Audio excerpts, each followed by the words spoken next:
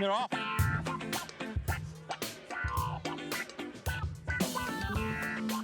Further Faster, the best independently owned outdoor store in the known universe. Whether you're heading out on a climbing, paddling, tramping, or running adventure, look no farther than Further Faster for all your gear and expertise needs.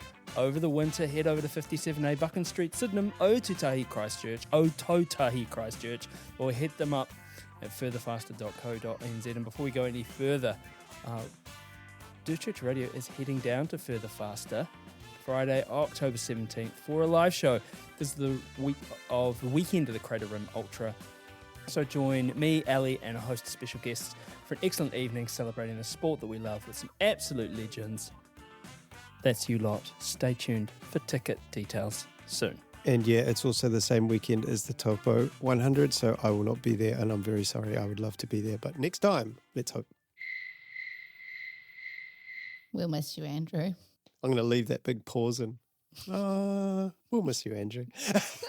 We go something like Further Faster, there in Christchurch. Rocky is hairy and so is Badger. Jules is nice and Jacob is delicious. Go to Further Faster now. Oh, further faster, there in Christchurch. Rocky is hairy and so is Badger. Jules is nice and Jacob is delicious. Go to Further Faster now. Dirt Church Radio. Episode 378 of the Dirt Church Radio Trail and Ultra Marathon podcast. I'm Matt Raymond. I'm Ali Pottinger. And I'm Andrew McDowell. Now, before we start, we need to keep the lights on, support Dirt Church Radio on Substack. After 8 years of sharing the voices and stories of trail running, we need your help to keep going strong. Your support helps us to reach new places, share more interesting stories with interesting runners, and continue documenting the sport that we love. Join our community and help fuel the next chapter of Dirt Church Radio. We'd really appreciate it. How are you guys? Good. This is an audio medium, Andrew. A thumbs up will not suffice. Oh, did you thumbs up? I even missed that. You went like that. Just a little thumbs up. So I was just going to let Ali go first. That's why I was thumbs upping. It was just my sort of sweet as bro. We'll flip the script. Andrew, hey, when last we spoke, you were battling a shoulder. Yes. Oh, yeah. Yes. How's your shoulder? It is much better, thank you. That was miserable. But I got the needles in the shoulder.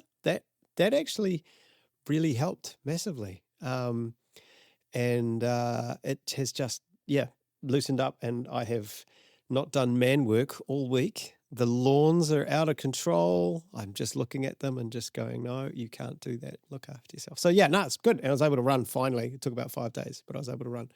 And got an awesome run yesterday. Went to Maungatautari Mountain. Oh, cool.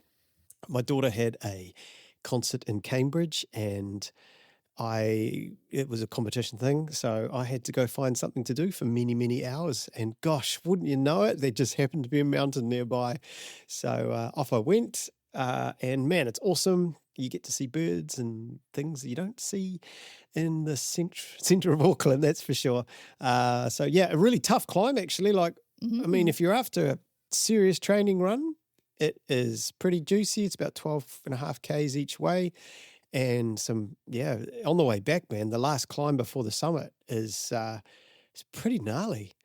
All gravel, which surprised me. I kind of thought it would be a bit more rugged than that. Muddy, I suppose, I was expecting. But at the same time, it means you can run it all year round. And like I say, it's beautiful bush the whole way. So many saddlebags. And man, they're loud. Yeah, hear how loud saddlebags are? Far out. It made for a brilliant way to spend Sunday morning, that's for sure. Ali, what about you? I was just going to say, fun fact about Maungatautari is that Dr. Tim Day predator fenced that. Got to be like 40K long or something. It's pretty massive, eh? Wow, that's so cool. Yeah. Oh, shout out Tim Day, man. That's so cool. Yeah. I would like Cornwall Park to be done like that, by the way. I'm going to start a petition to turn Cornwall Park into an ecological sanctuary.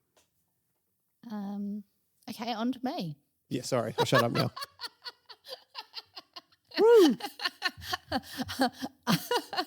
I'm trying to think what my news is. I had a good weekend. What did I even do? It was one of those weekends where it just went, kid's birthday party. Yeah. So that was fun. Did a few short runs. managed to get kudos from Andrew for my run today because I did just over 4Ks. It definitely looked like we did an extra lap at the car park to get that 4.01. I definitely did, Andrew. It's all just to be seen by you. And I'm sure there's plenty of other people out there that are totally feeling me right now. I'd just love to put it out there to the listeners. If anybody does their run and they feel like they've got to tick over 4K just for Andrew, just let us know. There's been a lot of 3.8s and 3.9s lately. I've been Has there? noticing that I am just scrolling past. See you later. Scrolling past. Wow. Okay. That was my scroll sound. How are you, Matt? How was your weekend? Yeah, great.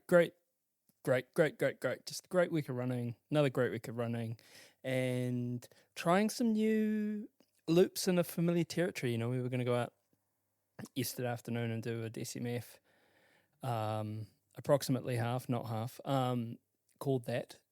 And we got to the top of Longbush and just both filled with this just absolute sense of ennui that we didn't want to do it. You know, we've done it like, I can't remember, I don't know how many times I've done it, like well north of 50. And it's like, no, we just didn't want to do it. So headed out and did some other stuff, some lesser known roads in Riverhead and out towards the sort of Coatesville, and very, very cool run and some very, very nice conditions. It's amazing even just changing up something just a little bit, can give you a completely different lease on something. So yeah, just thinking about the upcoming months and actually incorporating that into that sort of side of the forest into the runs and seeing how it goes. But I mean, gosh, talk about a weekend of great running.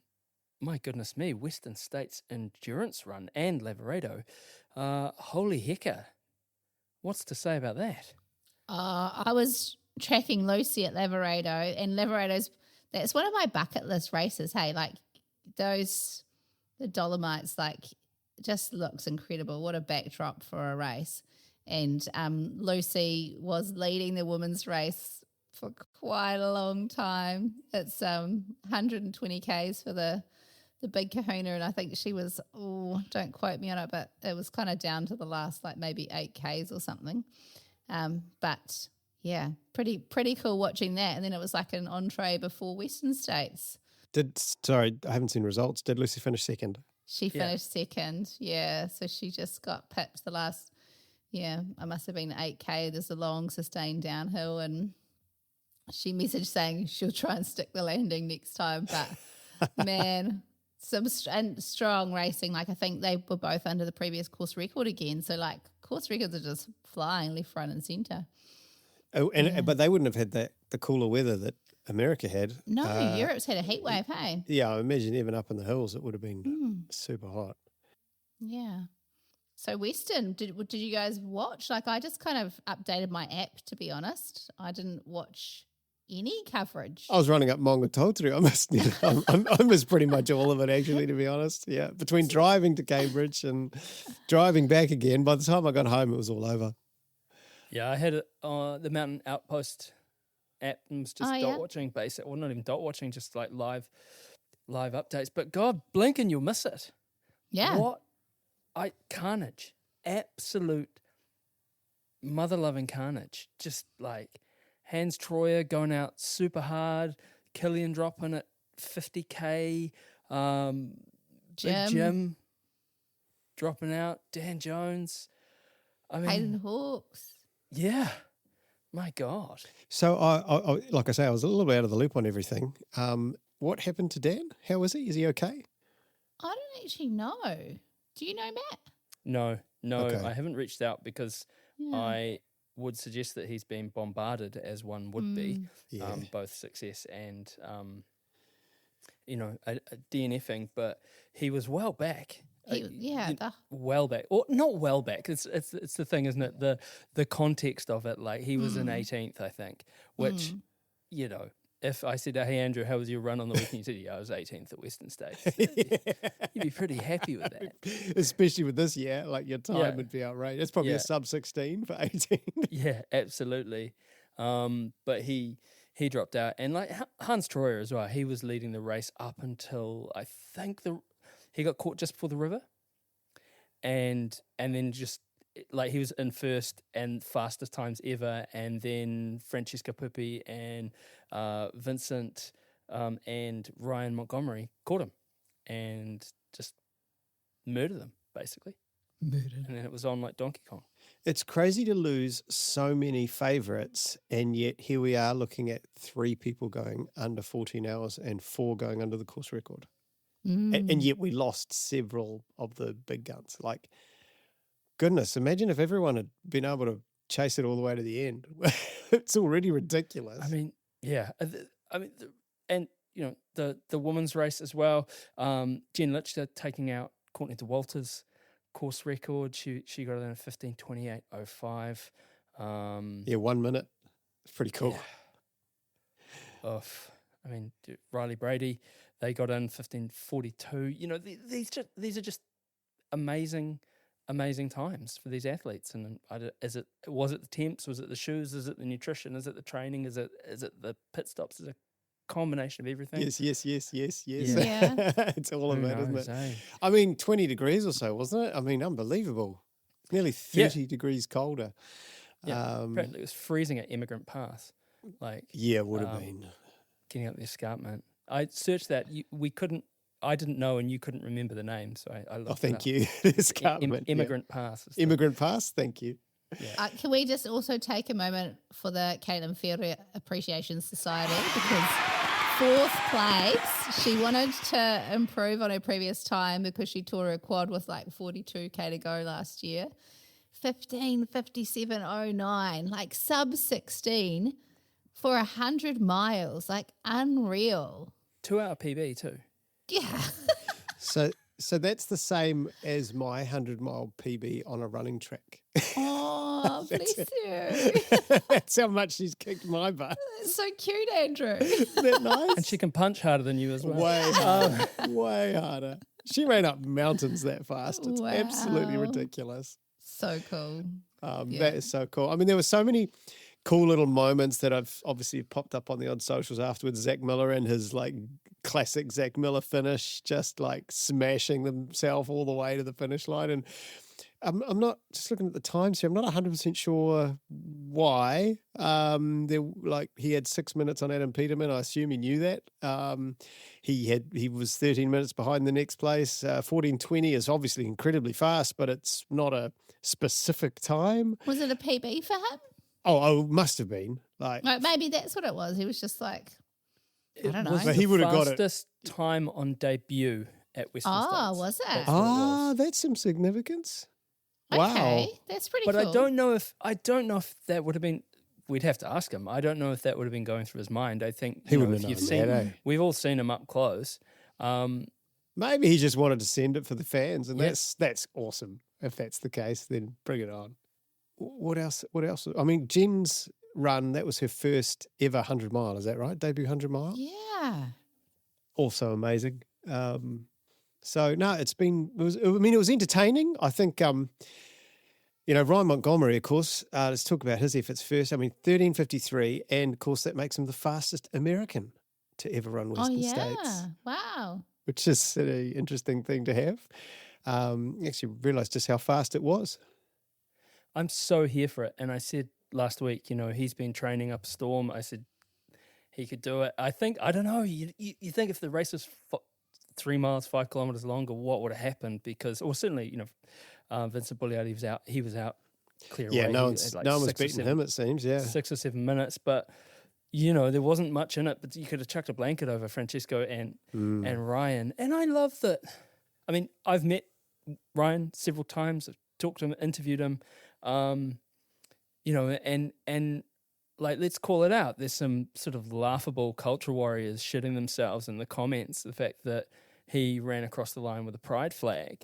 Who gives a fuck? It's a bit weird though, isn't it? Like, I mean, if some, and I'm sure this has happened in the past, someone's running across the finish line of an ultramarathon with a pride flag, nobody cares, and suddenly people care. What's going on?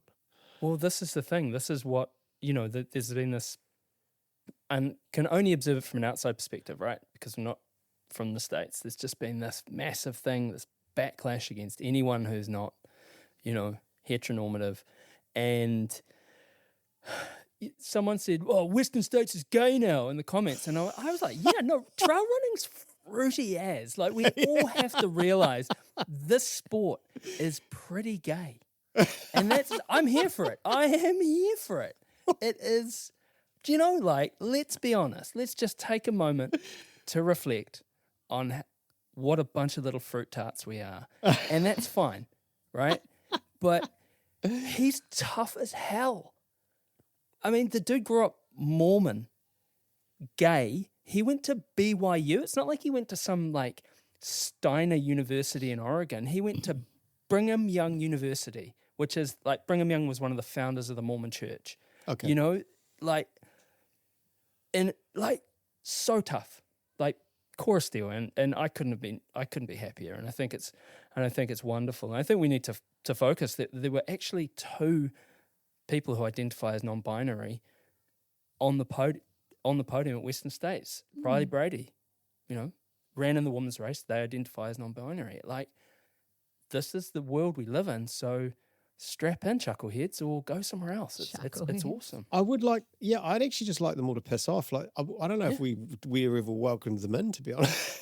I don't think that attitude has a place in our community. So please go away. I just think, like, you know, like coming from an MC perspective, right? Like, when someone crosses that finish line, my goal is to celebrate them in that moment and what they've put into it, what they've achieved, because it's huge. Like, why would you use that moment? If they want to put a rainbow flag around them, rainbows are awesome. Who cares? It's just some colours. Like, honestly. Well, but I also think it actually it's more than that, right? Like, it's absolutely rainbows are more than that, but like, especially in the context of where that race is held and the sort of the global, you know, the rise of the populist right, and especially the stuff online. You know, I bet there was no big brave boys there who actually called him out face to face. So you should have just challenged them to a 100-mile running race. Yeah. And that's the thing that I was like, oh, did you beat the record at Western States, sweetheart? Yeah, what's your time? What's your time over 100 miles? Yeah, look, and you know, PSA, this certainly isn't virtue signaling by the three of us. This is deeply held core beliefs. So if you weren't ever in doubt where we sit on this stuff, we're on the right side. So, and just note that all three of us, our current favourite trail runner is Mikey Mitch, and we love him. Yeah, man. Mikey Mitch. I want to get it. I want to get Mikey on. 100%. What's up, sluts? I know. I think you have to watch his Instagram to understand that comment in context. So good. Just so good. As I said to you guys, I say it at work and I'm hauled in front of HR. Oh, so good. Anyway. And that's the thing, trail running was always supposed to be for people who didn't perhaps fit. You know, like, people go to the margins, people go to the woods to find their tribe, and our tribe should be inclusive and, you know, just cool. So, yeah, I'm here for it. I'm so here for it. There were another couple of cool things that happened. Obviously, we love the golden hour, the last hour of, well, any race, but Western States makes a real big deal about it. Everyone comes back to the track. There are hundreds of people surrounding that place. It is really pretty cool. And I always wonder when you see the state of some of the people coming in the last few minutes, it's not deliberate, but it's always pretty cool to be the last runner. There's just something quite special about cutting it so fine. And this year it was Mike Smith. Now, I had not heard of this guy, but Billy sent me a link to an article about him, and just a fascinating character. He has run. This was I think mile. Oh, of course, it's not loading now.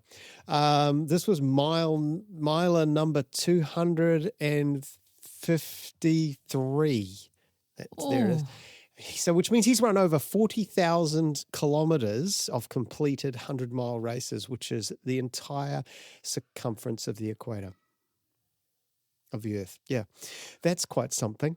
This was his third Western States, and he finished with 1.5 minutes to spare, which is pretty impressive. But anyway, have a look up Mike Smith if you get a chance. How old is It's the an bro? interesting read. He What does it say? is. He 68. is 68. Nice. Yeah.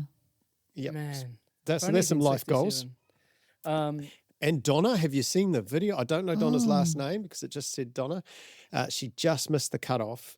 She has come across the line in an absolute state. She had a fall just before the river or at the river and hit her head, and she has blood all over her face. But man, she has stuck it out. And obviously she can't have been much over the cutoff and still It gets her was not finished. long, eh? It yeah, because obviously if you're miles off, you won't make cutoffs earlier. So she must have been close. And there's this particular photo that is just, everyone's like, man, you better print that and put that on your wall because that is a masterpiece. She's coming across with just blood all over her face. She's an ICU nurse as well. So there you go. Having run a race, having hit my head, it's so difficult. Like anyone and I wouldn't repeat that.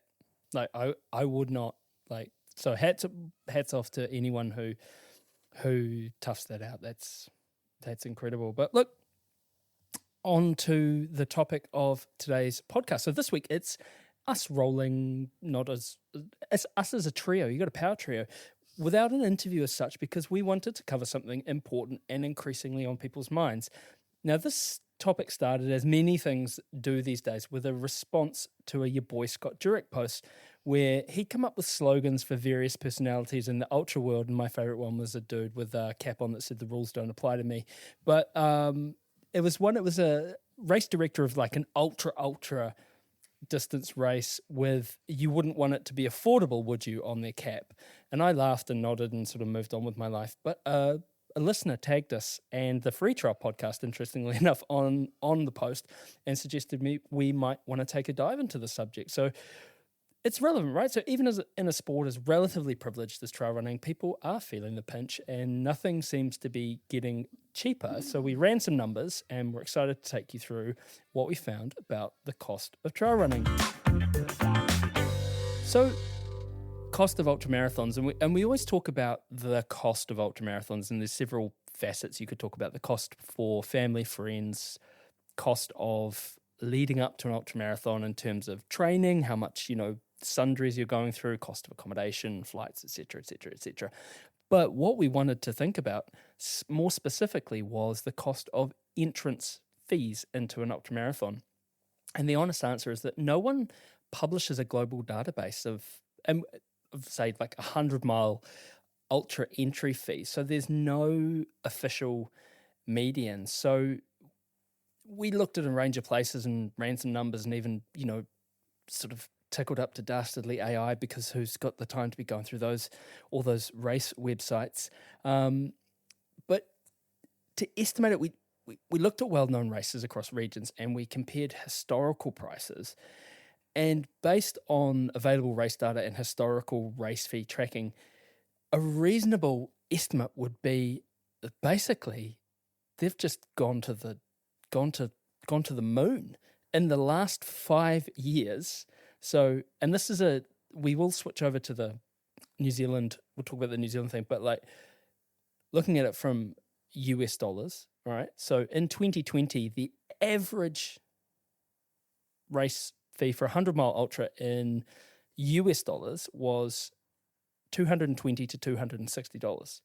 In 2026, the average price for an 100-mile ultramarathon in the States is a US $450 to $500. Now, some are cheaper, some more expensive, but that's a huge growth in 6 years. And so that suggests that the median price of a 100-mile ultra has roughly doubled in 6 years, increasing by about 80 to 120%, which far outpaces the general kind of rate of inflation. And what I thought was, gosh, what happened in 2020 that made everyone really, really keen on ultramarathons?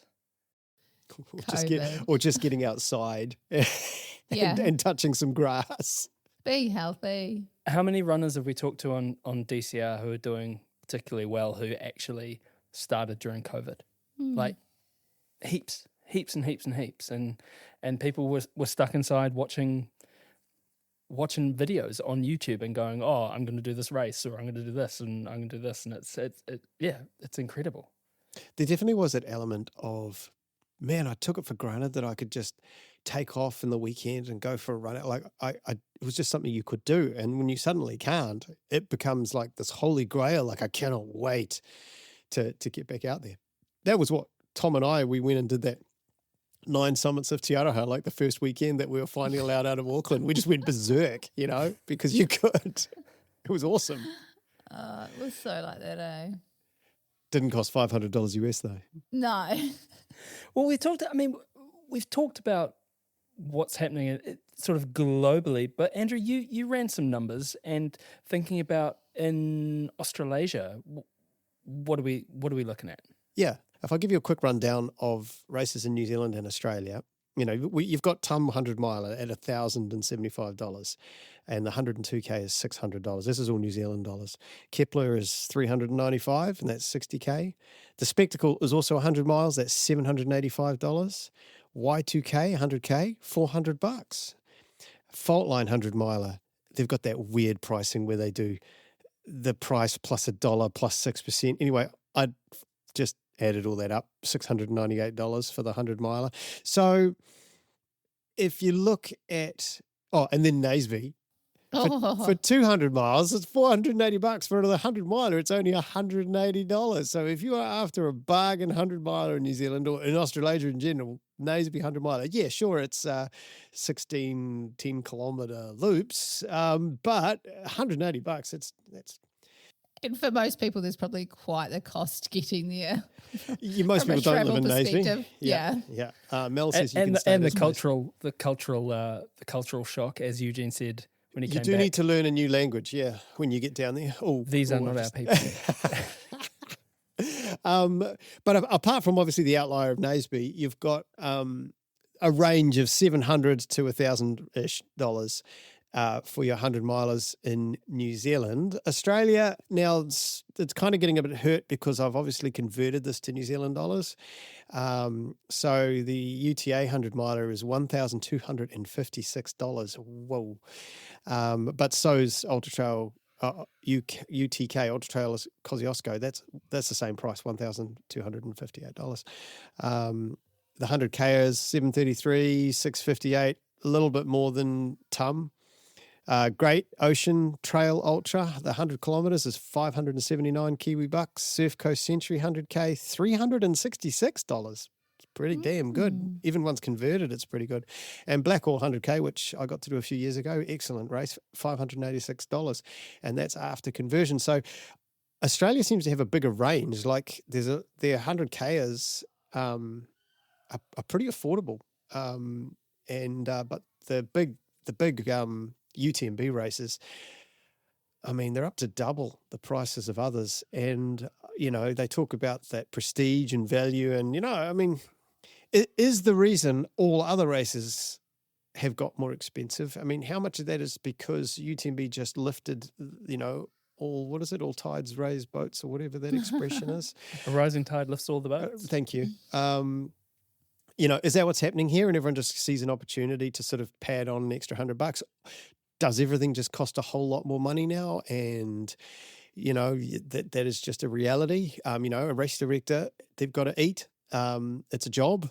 It takes up an enormous amount of time and everything's more expensive. So it's all just a knock-on effect.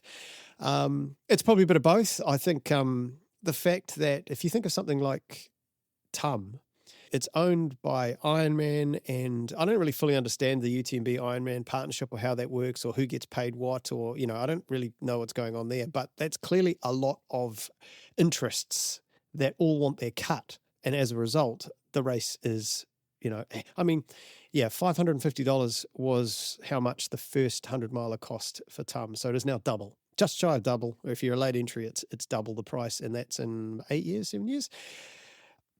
Maybe that's okay. I'm not sure. That's for everyone else to judge. Obviously, something like Kepler, $395 for what I consider one of New Zealand's most prestigious races and one of the most beautiful places on earth. And you consider all the things that they need to cover. That's a bargain. That's good value for such a big race. But yeah, $700 for a 100 miler. No worries. I didn't even put Northburn on there. That's funny. It's about that. I think if you get a late entry, maybe $600 for Northburn. You'd think I'd remember. Northburn starts at 480 and then goes up to 660 for late entries. I think with that, and I only obviously know the periphery, but I believe that the health and safety costs have gone up in the past, well, probably post-COVID. You've got that to consider. I know previously when pre-Ironman days with UTA, the health and safety bill would be in close to 3 digits, which is pretty big. Ali clarified afterwards, she means 3 digits with 3 zeros on the end, so 100,000 plus. And also, like I know with Surf Coast Century, I've done that one, and they are quite nifty with their planning. And instead of having road or traffic management, you crawl underneath a bridge and then you climb underneath another bridge. So at like the Brilliant. 49K mark, you like hands and knees crawl under a bridge. And then at about the 82 or 86K mark, there's another bridge that you kind of climb underneath to avoid any road management. So there's a cost that's saved there and a risk that's kind of mitigated in quite a unique way. So there's things like that that can increase or decrease costs for event organisers. Yeah, and obviously I know that TUM has a huge amount of private land that they need to negotiate with. That will cost a lot as opposed to, you know, like something like Kepler where it is all a national park, so you're dealing with dock and that's it. But there's also different types of trails in New Zealand. So I know previously when we'd looked at it, there's, I don't know, I think it's like conforming and non-conforming. And so, and it's not just one trail that you're paying for the different sections. So with Tarawera, you might be paying for the Tarawera Trail, you might be paying for Western Okataina. I'm trying to think of other ones, like you might be paying for the trail, I can't remember the name of it, that takes you to the outlet. So I believe, I might be wrong, but each time it's a different ticket that's clipped. You're right. And that is probably based on a per person basis, isn't it? So it doesn't change the outgoings. Like, it's not like if they get an extra 100 people signing up, that's not just money. They have to continue to pay out based on the amount of competitors. Yeah. So that's got to be kind of built into the whole thing. Yeah. It's all a lot of money because you still haven't got there yet, right? Unless you happen to live in these places, you've got to do everything else. Yeah. Like when we went down, I mean, this is an aside, and we stayed in a very, we like, shout out to Thermal Oaks. We like Thermal Oaks. It's comfy. That was our accommodation for the weekend was north of $2,000. You know, that was a massive expense because we went Where down is this? Sorry, Rotorua. in Rotorua. We went down as a Wow. family. Put my pacer up as well, and you know, all that stuff's super expensive. But what do you think the prestige? Well, we've sort of established the prestige of a race, and you know, thinking about the money that you spend or the things that you do to get into one of these races. We're going to Further Faster Friday, October 17th. If you are in Aotutahi and want to come down, and you're going to Taupo because you want to qualify for Western States again, you're putting those tickets back in the hat. The prestige cost index. So how much actually does it cost to get into one of these big races? Like lottery races, yeah. Yeah. So the prestige cost index equals the entry fee plus the chance of getting a start line spot. And it's not super scientific, but what I was looking at is how much money do you effectively have to spend, and this is just on race entries, for one successful race entry, and this is bananas. Okay. So there's two clear outliers. I mean, UTMB, you're looking at a 20% chance of getting in. Leadville, 25. Even something like, you know, Haviland 100% chance of getting in. Western States and Hard Rock are the outliers. So Hard Rock, there is a 2.5% chance of getting in to Hard Rock. 2.5%. Oh, in your first year, it's 0.6 or something. Yeah, well, this is over time. Right. Western States, it's about 4%. So you're spending, and this is in US dollars, Prestige Cost Index, $18,000 minimum in terms of if you're entering races in the States. That's just to get a chance to get in. I mean, that's a huge cost. Okay, all right. Sorry, I have to jump in here. But as someone who's spent the last decade doing exactly that, I feel like I can speak with a reasonable level of authority. So there are two ways to look at it. And obviously, in a way I look at it is there's a glass half empty, glass half full way of looking I'm at not this. hating on it. Yeah. So what I'll say to that is, yes, you do have to run qualifying races to qualify for these big blue chip events. And yes, it's frustrating because it takes a long time, right? So by the time from my first I want to run Western States race to being on the start line was 9 years. I ran my first hard rock qualifier in 2016. It is now 2026 and I have still not got into the race and my odds are still only around the 30 to 40% range, right? This year I'll have 256 tickets.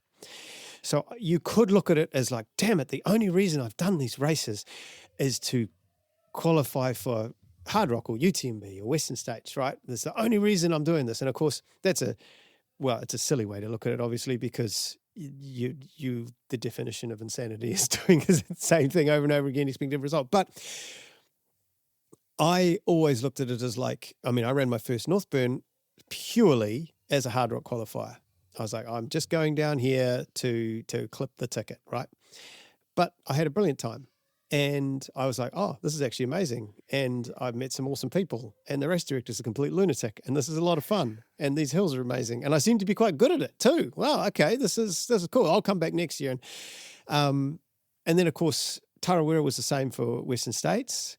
And there was one year where I didn't run Tarawera. I can't remember why, but I didn't. And I still needed my qualification. So I looked around and it was getting towards the end of the year. I left it a bit late and I noticed a race in Queensland, Blackwall 100 was a qualifier. And I was kind of like, I've got a client in Brisbane. I can probably two birds with one stone this, and got in and ended up having just the most brilliant weekend. A wonderful course, more great people.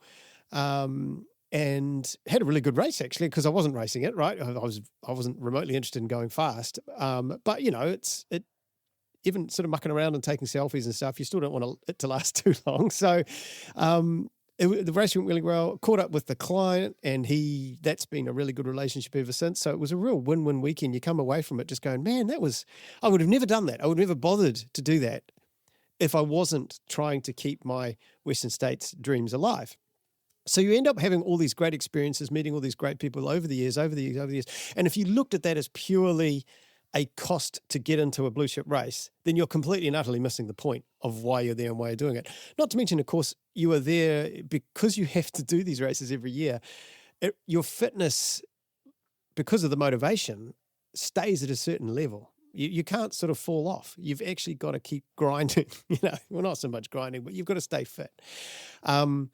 So while I hear what you're saying, and if I was to sit back and go look at every cost of every Tarawera race I've done and every Northburn race and the trip to Blackwall and then, of course, the actual trip itself to Western States and the cost and all, yeah, it's just horrendous. But I will never look at it like that. You just look at it all as a brilliant experience, great places you got to go to, great people you got to meet, and it's actually just part of your journey as a runner. So I definitely look at that grand figure and sort of reel back from it, because I don't think that's fair, and I hope no one's doing that. Well, no, I would suggest that it's not. I'm not trying to be unfair or fair. I agree with every single thing you said, and I think it's wonderful. And I mean, you could have spent whatever X amount of money it is. You could have put it on a flashy car or a banjo or a really nice French horn. You've got a really nice French horn. You could have bought another one. I've got an okay banjo too, as it turns yeah. out. I know. I've played your banjo. Not a euphemism. Very good. Dressed up as Santa, actually. Dressed up as Santa. have. Yep, there's a video. Gosh. Matt has played my banjo dressed as Santa. That is true. That's Not a euphemism. But yeah, no, there's no.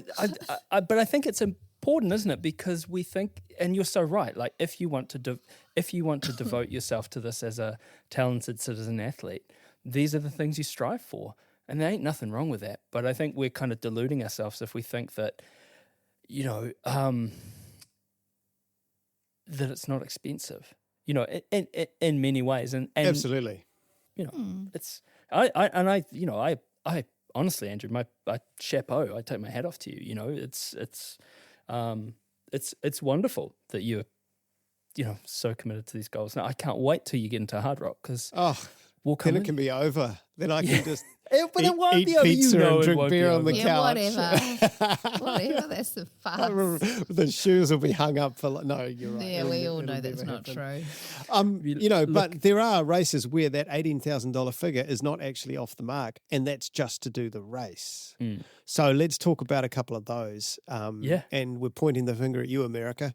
Now I've got one here. This is Andrew's rant, because obviously Coast to Cozzy, I absolutely love that race in Australia. I just think it's brilliant. I love the people involved, and I've had a tough time and a good time there.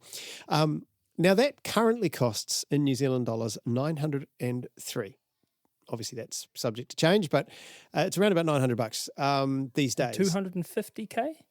240. 40. Yep. Yeah. Annoyingly, 149 miles. Now, people always talk about it as the bad water of the Southern Hemisphere, and I actually think that does it a disservice. And now, I've not run bad water, but I've talked to people that have done both, and they are generally in camp Coast to Cozzy. They think it's a better race. Now, bad water obviously has a lot of prestige, starting in Death Valley.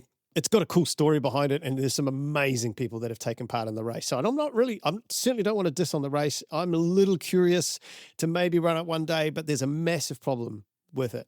And that is both the entry fee and the cost of getting there, getting your crew together and pulling it off. Now, I think I've mentioned this before, but I've talked to like James Inwood, who's run it, and he talks about the astronomical cost of it. But just looking at race entries, in Kiwi dollars, $2,827 to run Badwater versus $900 to run Coast to Cozzy.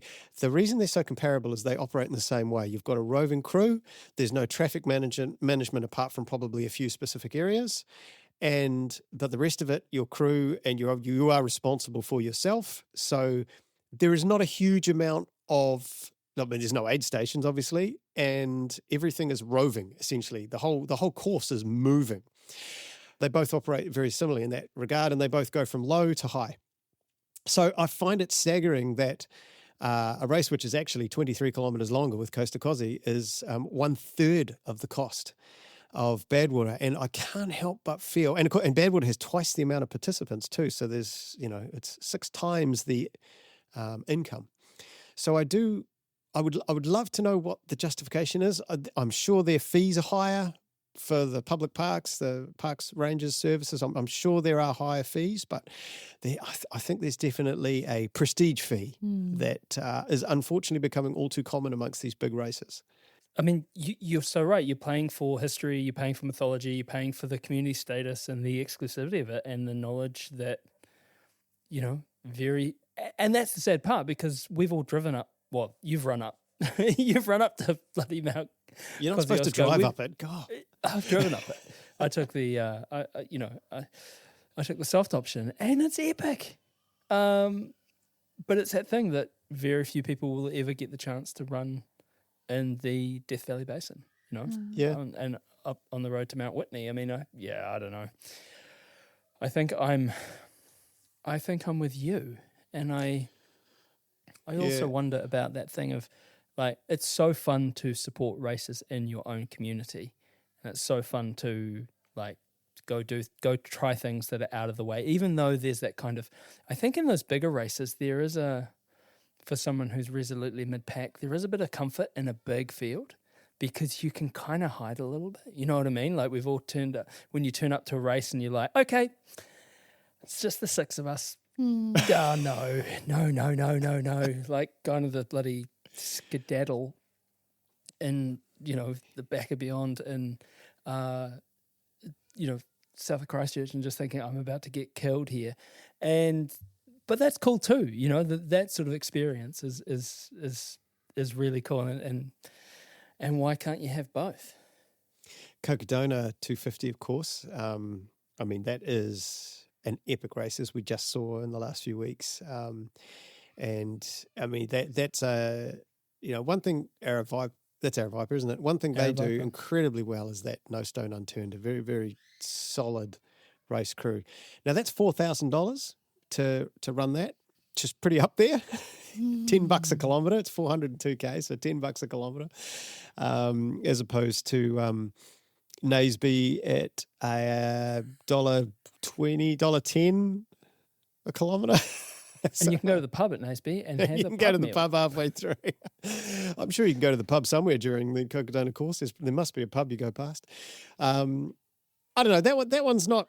Again, a lot of this is like the race entry fees are high, but if you're committing to something like this, that $4,000 is a percentage of your overall fee. Like, I think Cocodona, if you were flying there and you were taking your partner and your accommodation and you were hiring some RV or something to travel around in, 15k, 18k. That's one race. That's minimum, yeah. It's actually a little terrifying to commit to something like that, like, just because that's straight up cash that you just got to come up with. So I don't know. I guess that's why it's full of Americans and sponsored athletes. Ali, would you rather skimp on? What would you, if you had to, like, what do you think people skimp on that they shouldn't, if they're trying to cut costs, if they're trying to operate within a budget? What do you think people skimp on? And actually, what do you think people should invest more in? I think that people that try and save money when it comes to running, they try and save it on their fueling, which, like when you look at the cost of gels and then you look at the cost of training with them or things like that, totally can appreciate that.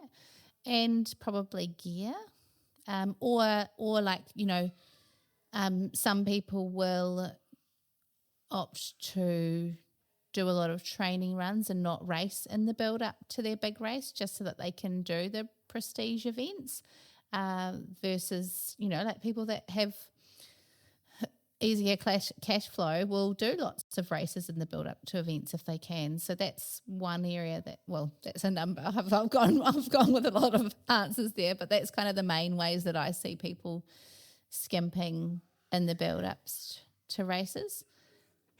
Can I just go along with that and say I'm totally guilty of knowing how much stockpile of gels and fuel I've got. And so in the training weeks leading up to a race, I'll actually pull right back on how much nutrition I'll take on a long run because I want to save it up for the race, which is really tight and I really shouldn't do that. But I do it. If I'm like 45 minutes from the end of a run and I'm like, I've got a gel that I should probably have right now because I'm starting to sort of fall apart a little bit, I'll be like, I can make it. I'll save that one for next time. That's why I'm not a coach. Yeah. What was the other part of that question? What do people spend on? What should people spend money on? Coaching. Yeah, what's the most bang for your buck? Coaching. Hooray. Great answer, Ellie. Unbiased, completely unbiased. Are you a coach? I didn't know. Yeah. Oh, wow. What's your coaching business called? Stellar run coaching. But it was a stellar that's answer, not a softball. That's not a softball question. It's interesting to see what people. One of the things that we said about why were the times so fast. You can't control the temperature. Mm-hmm. They've got the pros have got their aid station stops down to like 13, 14 seconds per aid station. And their crews and their nutrition. I shudder to think how much they're spending on nutrition, but, the rise of the trail super shoe, right? Mm-hmm. Like, for me, I like a shoe as much as anyone else, right? And that, you sort of look at things and go, "Ooh, that's nice." But I sort of learned a long time ago. It's like if I was cycling and buying a fancy pair of carbon wheels, do they make me feel better? Yeah, maybe they do. Does that dopamine hit and there's the prestige and there's the thing? Are they going to help me, or would like, I don't know, cutting one of my legs off to match, a Tour de France rider's, what is actually going to be more beneficial? And I guess the answer is, though, you kind of got to probably doing heaps of strength work and being disciplined and focusing on a leg turner, but you've also got to feel good while you're doing it. And if it floats your boat, then we all know people who they have to have the newest shoe. Everyone's got that one thing, but then there's other people who are just again, there's those Yaboyscottjurek memes that is like, if he turns up in this and it's like an old visor, a really wrecked pair of old Ultras and a bum bag, it's like you're getting rocked. It's like there's people who turn up like that and just absolutely smash it, whatever they're in. I'm a bit worried I'm starting to become that guy. I don't know about wasting people, but the fit. I sometimes look at my kit as I'm dragging it out of the drawer and I'm running in the forest going, everything's looking a little bit sad. And then someone will go past me in the latest Lululemon or however you say it or whatever everyone's wearing these days. And I'm like, I feel like that old guy and my shoes are 2,000 Ks deep, but that's okay. I'm happy and cheap. Tried and tested. But I reject the shoe industrial complex. If I'm not getting a minimum of 1,000 K out of a pair of shoes, I'm getting grumpy with it. One of the fellas at Owaraka, Keith Burrows, amazing runner, he gets over 4,000 kilometres out of his shoes. What? Well, that's what he said. That's astonishing. Wow. I was like bragging about my, about 2,200, 2,300. I try and get out of mine, and he's just nearly double that. Oh my goodness. He's definitely that guy. He is a guy that will turn up and absolutely, you'll totally underestimate him and he'll completely waste you. Yes, he would.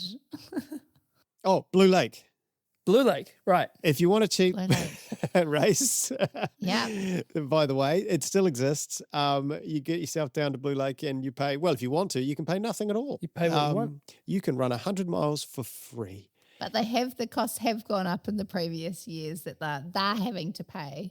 Look, yeah. If you don't donate money, what is wrong with you? Yeah. You flick them. What do they ask for? $20, $40? I think between 20 and 50 is a pretty good gauge. I mean, but then again, if you're running 100 miles, you could probably put a bit more in. We're going to be at Blue Lake. We're all at Blue Lake this year. We're all at Blue Lake. Yeah. Oh, brilliant. Speaking of, I've been chatting with. Sorry, you just reminded me. Little side note. I've been chatting with the Vanilla Gorilla this week, and he said, "What are you sort of hoping to do at Blue Lake?" And I said, "Oh well, I'm not fast enough for 200K, and I've done 100 miles, so I'm kind of somewhere in between, And he because he's a real nerd, he came back and he said, "Well, 185 Ks is a nautical 100 miles. Ooh. And I was like, okay, that sounds great. So thanks to him, I will be attempting the nautical miler at Blue Lake I like this year. Dressed as a pirate? Please. Or a sailor. He'll be wearing his functional tried and tested gear. He'll be mate. Yeah, the old barter bullets will be on, buddy. Yeah. And the stubbies. No, I can't wait. And I guess this is the thing, isn't it? It all costs. Some of it costs more. Do what you love. Do what fills you joy. But be aware that this is something that the other part of the listener was like, "What can we do about it?" I'm like, well, not much, because market forces exist. If you're feeling particularly passionate about something, you can vote with your wallet, or you can choose to support local races, or you can choose to donate to organisations that are doing cool things in the trail space. But we all have that persuasive power of the purse, and these races do listen to, or corporations do listen to their consumers when enough people sort of go, whoa. But it doesn't seem like anyone's doing that at the moment, because trail running's never been more popular, right? Just running in general. Don't know about you, but I felt like for a number of years there, I had half of Auckland to myself on an early Sunday morning, but not anymore. Riverhead to myself for years. It's busy, man. Yeah. Jumbo Holdsworth, I used to park in the car park there, and there'd be like one or two other cars, and then now you go there and the car park's chocker. It's crazy. It's great though, right? It's so good. Oh, it's good that people are out there enjoying themselves and being active and healthy. What Absolutely. would you want? And I tell you what, it seems cheaper than mountain biking anyway. I took my bike into the shop today and I've got to get a service and a new cassette and a new chain. I'm going to be about $800 deep. So I could have just entered a 100-mile race. That does put it in perspective. Yeah. That's for sure. It's a little bit trite to end, but yeah, at least we're not cyclists. What is speaking of what is a have we got written down here what like an Ironman cost? Do we know what that is? They're don't pretty even know. spendy.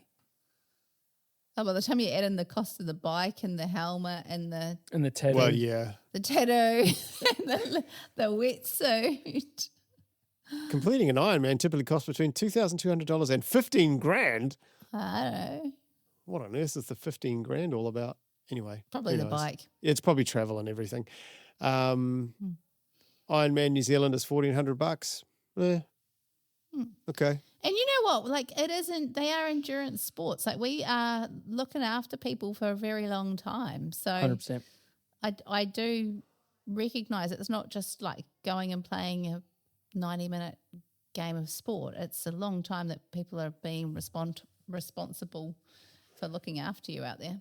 And the work doesn't, and this is the thing, having been involved in some really local races, having put on a not-for-profit race for 10 years as a race director and having been involved with some of the biggest races in the Southern Hemisphere, the work doesn't stop when the last person goes over the line. In fact, the work for the people who are putting on the race, you know, this year they were like, right, everyone, all of us, that we took the team photo and they're like, cool, go rip down the entry, go pack down now, go mesh. everyone spends 10 minutes getting it down. It's full on. It's a massive undertaking. So I think people earn their money. And sorry if we didn't mention your race, New Zealanders and Australian race directors. There are obviously heaps and heaps of races that we could talk about, but that was just an overview of what things cost. That Y2K at $400 for 100K, it's pretty good value. And that's some 100K. My goodness. And that is some 100K. Ay. Arriving just in time to squeeze into the podcast is a quick recording from Lachlan Colebatch. Ali coaches him, and he was kind enough to share some post-race thoughts with us. A big congrats from us on your 28:37 finish and that shiny new bronze buckle to hang over your mantelpiece. Good stuff. Yeah, so we were talking before the race, and the race for me was how it actually turned out was it was just still one wild adventure. The excitement, the build up, the starting it with the shotgun, charging up the mountain, just all the vibes, all the energy was there. It was fantastic to see so many pro runners along the course cheering people on. That was kind of, I sort of mentioned before, I think, about just being a little bit starstruck. And so we had people like Rachel Intrican and Sally McRae cheering us on. I got served by Scott Jurek on the at Quarry Road aid station, just another random guy just there helping people out, 2 a.m. in the morning. There was Sally McRae was back at Forest Hill. Some of you might know AJW from his podcast, Cracker Brew with AJW. So he was charging down from Roby Point. So it was just awesome seeing all the pros getting behind the race and sort of being part of it in a sort of just a very serving, sort of humble way. That was definitely one of the highlights of the race was just that sort of community spirit. Even at the aid stations, you're getting a concierge coming out. Hey, my name's John. Hey, what do you need? I need some ice. And then all of a sudden 3-4 people appear and just stuffing your arm sleeves and your bandana and your hat and your pack with ice. Just that whole community vibe was just amazing. And then also the the course itself was a lot more picturesque and beautiful than I'd imagine, and maybe that's just an Australian perspective. Coming to America, it was all fairly new scenery for me, and the first 50 Ks through the Granite Chief Wilderness area was just spectacular. Also, knowing that normally that's filled with snow, but this year it was obviously, it all melted through, and so we just had all these wildflowers and pine forests, obviously. Just really spectacular. And then as you moved into the canyons, even they were quite beautiful in a sort of picturesque way, clear water, lots of streams. It was really quite nice. And then as you get down through to Auburn, again, it was a lot of shaded valleys, a lot of streams, some wildlife. A lot more pretty than I imagined. In terms of what was challenging, everybody talks about the canyons, but like, mate, they are just next level. The descent down on all the canyons is just so long, and then the climbs back out so steep, and particularly when you're hitting them, for me, that would have been roughly about from midday through to the end of the day. I think I just got onto Michigan Bluff by about 8. So basically spend the afternoon, the hottest part of the day, just going into these canyons and then coming out. And they talk about them not so much as being hot, like from temperature wise, but the fact that if the sun's been baking on the walls for 3 or 4 days in a row, they can be what they call the pizza oven effect. But it's basically the stones have just been heated over and over and over, so that they're just kicking out heat now. And so there was a bit of that, even though it was a cool year. So they were definitely harder, and I don't think I've really experienced anything like, certainly not in terms of the length of the climbs and the length of the descents. So they talk about the canyons being quad busters, and that you sort of hear it, but it's hard to take it on without actually knowing it and seeing it. And they were quite tough. Yeah, so in terms of for people that are considering running Western States, Ali, you mentioned getting into the gym was really important. I was probably a little bit negligent on that side of things. Tried to do the best I could, but not obviously to what I needed. And I can just see why having a really strong body is critical. Particularly the miler was a new distance for me, so my body was not really conditioned for that length of distance. And yeah, the quads were definitely feeling it. Now that we've allowed poles into the race, absolute game changer. I don't know how I would have got through it without poles, certainly for the climbs, but also preserving the quads on the descents, and then just helping to get the body through for the last 30 or 40 Ks. So definitely upping your pole game and making sure that you can work with poles. And the downside I've always found with poles is that you forget to drink and eat. It's harder to maintain that discipline. So sort of keeping on top of that as well. From here, I guess the takeaway for me in terms of my just general running is I'm just got to get into the gym. So I think that's going to be the focus over the next 12 months is getting strong, getting in the gym. It's not something I've really been a fan of. Nobody likes it particularly, I don't think. But just sort of getting in the gym and strengthening the body up. But fantastic adventure. Highly recommend it. Get your tickets in, start early, and who knows when your number will come up. Just one final thing unrelated to all of this, if I may be so bold. Simon Cochran is doing a very interesting race coming up. I saw that. It's a Satan's beep test or something. Who was it? Harry's Longest Mile. And I just like it because it's something a little bit different, obviously. And the idea is that it starts with 15 minutes. You got 15 minutes to run a mile, and it's on an 800-meter horse track. So you go around twice, roughly, plus 10 meters or 9 meters to make 1,609. And then once the 15 minutes has come out, you do it again. And then it's 1450. So it drops by 10 seconds every time. And obviously that comes down and down and down. So the maths is tricky to work out, but don't worry. I did the maths because I was sort of like, well, when does it get silly? When does it get crazy? At 7 hours, you will have done 55K and you need to be running at 5:50 pace just to finish the miler in time. Once you hit 8 hours, you've got to be doing 5:06 pace. You will have covered 65K. Once you get to 9 hours, you've got to be running that mile at 4:16 pace. And I don't think too many people will be running that hard after 78Ks, but it's possible. So I imagine somewhere around the 8 to 9 hours for the absolute pointy end, they might get there. But it's a bit new. Like maybe because of the constant speed required, no one gets anywhere near that. Obviously, it eventually nulls at about 11 hours.